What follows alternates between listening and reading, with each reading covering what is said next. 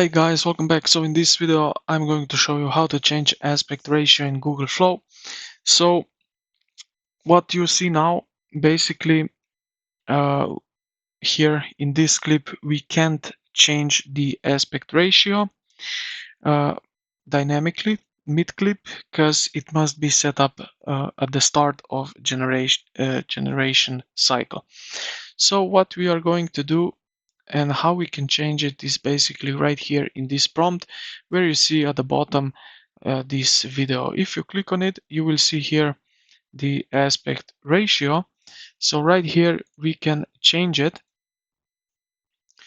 So let's say I will change it into the 16:9, and right here we can now paste the same prompt as we did for this, but it will be in landscape format right now.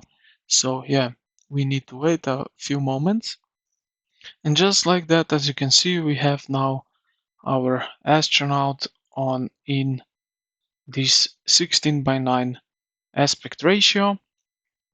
And yeah, this is pretty much, here is the more close-up option. So yeah, I hope this video helped you out. If you did, consider to like the video and subscribe to the channel. Thank you for watching, and I will see you in the next one.